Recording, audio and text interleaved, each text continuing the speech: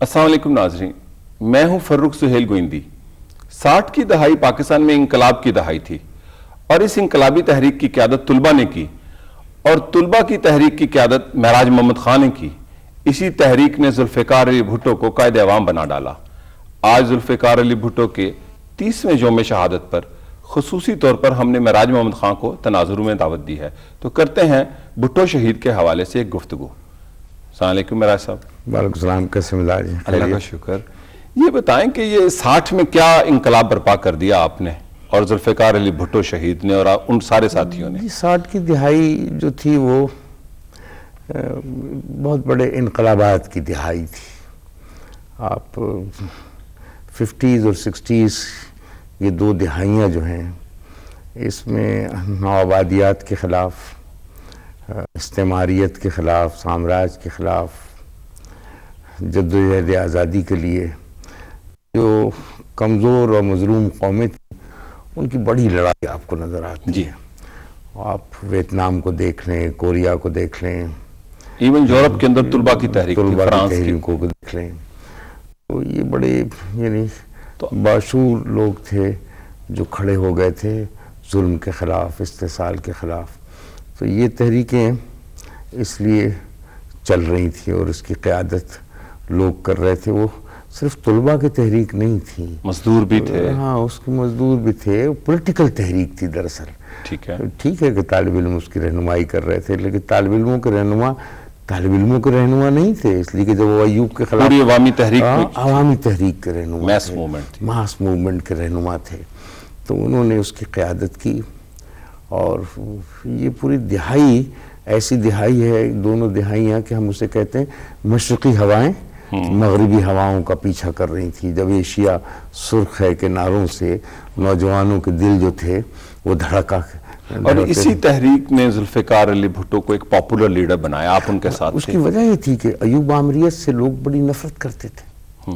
ایوب عامریت صرف مزدور، کسان، طالب علم ہی نفرت نہیں کرتے تھے، ہمارے ملک کے انٹلیکچوئل، شاعر، ادیب ان سے نفرت کرتے تھے۔ آپ کو یاد ہے وہی جالب نے ایوب خان کے آئین پر کتنی خوبصورت بات کہی تھی کہ دیپ جس کا محلات ہی میں جلے، چند لوگوں کی خوشیوں کو لے کر چلے، وہ جو سائے میں ہر مصلحت کے پلے، ایسے دستور کو، صبح بے نور کو میں نہیں مانتا، میں نہیں جانتا۔ تو یہ ایوب خان کا دستور، عامریت کا دستور، یہ چیلنج ہم عامریت کو کر رہے تھے۔ آپ ایک نوجوان تھے، بھٹو شہید ایک نوجوان تھے، وہ کیا جذبہ اور نظریہ تھا اس ساری محرک ہونے کا؟ بات یہ تھی کہ جب وہ ذوالفقار علی بھٹو ایوب عامریت سے باہر نکلے،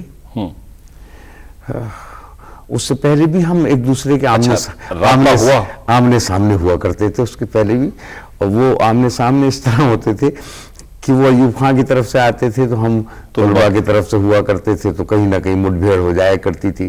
وہ جب کنونشن لیگ کا جلسہ ہو رہا تھا اس پہ ہم نے قبضہ کر لیا تھا، تو اس کا دفاع صرف سب تو بھاگ کھڑے ہوئے تھے۔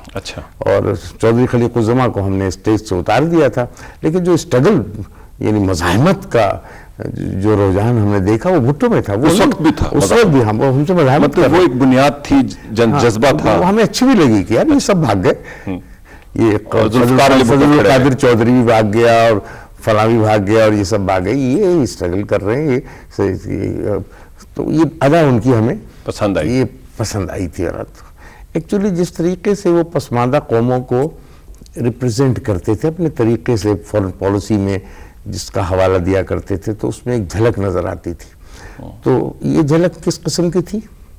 یہ جھلک آپ چون لائی کی کبھی جھلک نظر آتی تھی، تو ماؤ زیتونگ کی جھلک نظر آتی تھی، تو کم il sung کی جھلک نظر آتی تھی، ہو چی مین کی اسٹرگل کی جھلک نظر آتی تھی، سوکارنو کی جھلک، جمال عبد الناصر کی جھلک، بن بیلا کی جھلک، بن بیلا، حافظ الاسد، ان لوگوں کی یعنی یہ ساری شخصیات تھیں جس کے درمیان بھٹو ہمیں نظر آتے ہیں پاکستان کے اندر۔ یہ قداور شخصیتیں تھیں۔ بھٹو صاحب جب ایوب خان سے علیحدہ ہوئے تو پہلا ٹارگٹ تو ان کا یہ تھا کہ وہ مزاحمت پر، ایوب کے خلاف مزاحمت ہونا چاہیے۔ انہیں پتہ تھا کہ نوجوان لوگوں نے، وکلا نے، پڑھے لکھے لوگوں نے، خاص طور پر مڈل کلاس کے ٹریڈ یونینسٹ نے اور یہ طالب علموں نے بڑی مزاحمت کی ہے۔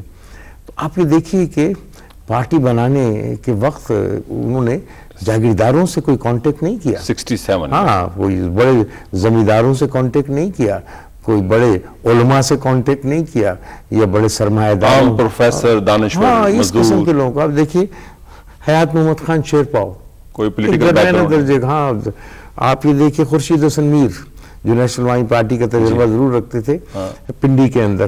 آپ لاہور کے اندر دیکھیے شیخ رشید صاحب جن کو کسانوں کی تحریک کا بڑا تجربہ تھا, وکلا کی تحریک کے لیڈر اور دانشور, اور ملک حامد سرفراز, یہ سارے میڈل کلاس کے جی سارے کے سارے, ڈاکٹر مبشر, مختار رانا, ڈاکٹر مبشر حسن, میاں محمود علی قصوری, ان کو لیا. یہاں سندھ میں جے رحیم, رسول بخش خان تالپور, معراج محمد خان, یعنی یہ ان کی کہکشاں انہوں نے اپنے گرد جمع کی. اس میں کوئی بڑا نام نہیں تھا, یہ ان کی کوئی پولیٹیکل بیک گراؤنڈ نہیں تھی لوگوں کی, اور ان لوگوں نے ایک بڑی پارٹی بنا دی. اور یہ لوگوں نے جو اپنے قائد کے ساتھ مل کر جو جدوجہد کیے, میں آپ کو کہتا ہوں جس طریقے سے پہلی بار پاکستان کی, اور خاص طور پر جس کو ہم ویسٹ پاکستان کہا کرتے تھے اس زمانے میں, کیونکہ ڈیویژن اسی طریقے سے ون یونٹ پیرٹی چل رہا تھا یوگ کے پورے پیریڈ میں, اس میں پہلی بار ایک عوامی سطح پر ایک پارٹی بنی, پہلی بار ڈاؤن ٹراڈن لوگوں کی پارٹی بنی, پہلی بار اس پارٹی نے جو نعرے دیے وہ نعرے تو پہلے بھی تھے, لیکن عوام تک نہیں تھے گئے. ٹریڈ یونین کے نعرہ تھا, روٹی کپڑا اور مکان مانگ رہا ہے ہر انسان, روٹی کپڑا سب کو دو ورنہ گدی چھوڑ. مرزا ابراہیم کا نعرہ ہوا. ہاں, بڑے بڑے قداور ٹریڈ یونینز تھے, لیکن اس نعرے کو پولیٹیکلائز کیا ذوالفقار علی بھٹو نے, اسے ایک سیاسی نعرے میں کنورٹ کیا, اور اس طریقے سے ڈاؤن ٹراڈن لوگوں کے لوگ یہ محسوس کرنے لگے کہ بھائی یہ تو مزدور کی بات کر رہا ہے, ہماری بات کر رہا ہے. ہاں, وہ جب پارٹی کو ایکسپلین کرتے تھے لوگوں کے سامنے تو یہ کہا کرتے تھے یہ مزدور کی پارٹی ہے, یہ کسان کی پارٹی ہے, یہ ریڑھی والے کی پارٹی ہے, یہ ٹانگا بانوں کی پارٹی ہے, یہ رکشہ والے کی پارٹی ہے. آپ جنرل موسیٰ نے کہا بھی کہ غریبوں کی پارٹی ہے, یہ چپراسی کی پارٹی ہے, یہ سمجھے نا, یہ ریلوے ورکرز کی پارٹی ہے, یہ ٹریڈ یونینز. یعنی وہ خود آئیڈینٹیفائی کرتے تھے اس پارٹی کو عام آدمی سے. تو عام آدمی نے پھر اس پارٹی میں جو رول ادا کیا ہے پاکستان کے عوام کو میں داد دیتا ہوں کہ انہوں نے جو بھرپور کردار ادا کیا ہے اس پارٹی کو بنانے میں, کہ آپ یہ دیکھیے کہ بھٹو صاحب ودن یعنی اپنی پارٹی بنانے کے چند سال کے اندر انہوں نے 3 بڑے ٹارگٹ اچیو کیے. ایوب آمریت کے خاتمے میں ایک میجر رول پیپلز پارٹی نے ادا کیا. 2, انہوں نے ایوب آمریت کے خاتمے کے بعد اپنے پریشر کو جاری رکھا اور مجبور کیا جنرل یحییٰ خان کو کہ وہ ایک شخص ایک ووٹ کی بنیاد پر عام انتخاب کی بنیاد رکھیں. 2, کہ انہوں نے پریشر ڈال دیا کہ یہ ایک فیڈریشن ہے پاکستان, اور فیڈریشن کی بنیاد پر فیڈریٹنگ یونٹس ہونا چاہیے. ان پر ایک کہا جاتا ہے کہ ذوالفقار علی بھٹو نے, جیسے آپ نے فرمایا کہ مزدوروں کسانوں کی سیاست کی بات کی, ان پر ایک کہا جاتا ہے کہ ایک جاگیردار ہو کے وہ کیسے ایک سوشلسٹ یا عوامی سیاست کی بنیاد رکھتے. چونکہ جب 1970 کے انتخابات ہوئے تو جو میری اطلاعات ہیں کہ انہوں نے ایک پریس کانفرنس میں لوگوں سے خطاب کیا, جو صحافیوں سے, تو ایک صحافی نے سوال کیا کہ ہاؤ کم کہ ایک فیوڈل کا بیٹا جو ان سے ہے وہ سوشلسٹ نظام کو لائے گا, اور آپ وہاں موجود تھے. آپ کے جی آپ بالکل صحیح کہہ رہے ہیں. ہماری کیونکہ ہم بڑے وسیع پیمانے پر الیکشن جیتے تھے, تو اس کی خوشی میں قاسم حاجی عباس پٹیل جو ہماری پارٹی کے ایک رکن تھے, انہوں نے دعوت کی تھی جناب ذوالفقار علی بھٹو کی اور پارٹی لیڈرز کی اپنی قیام گاہ پر. تو یورپ کے جو بھی بڑے جرنلسٹ تھے اس وقت, جو میڈیا ہوتا وہ آیا ہوئے تھے, فرینچ جرنلسٹ تھے, تو اندر ذوالفقار علی بھٹو بیٹھے ہوئے تھے کمرے کے اندر. ہم تو خیر باہر بیٹھے ہوئے تھے, گپ شپ لگا رہے تھے, دوستوں کے ساتھ بیٹھے, وہ صحافیوں کے ساتھ گپ شپ لگا رہے تھے. تو وہ اندر سے روتے ہوئے باہر نکلے بھٹو صاحب, اور انہوں نے چیخ کر کہنا شروع کیا کہ ویئر از معراج, معراج کو بلاؤ, معراج کہاں ہے. معلوم نہیں کہیں کوئی ناراض تو نہیں ہے, کوئی اور بات تو نہیں ہوئی ہے.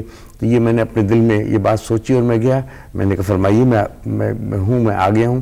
کہنے لگے یہ مجھ سے پوچھتے ہیں کہ میں تو سر شاہ نواز کا بیٹا ہوں, سر شاہ نواز کا بیٹا ہوں, ایک جاگیردار کا بیٹا ہوں, میں تو سونے کا چمچہ لے کر منہ میں پیدا ہوا ہوں, میں انقلابی کیسے ہو سکتا ہوں, معراج انہیں بتاؤ کہ میں انقلابی کیسے ہوں. تو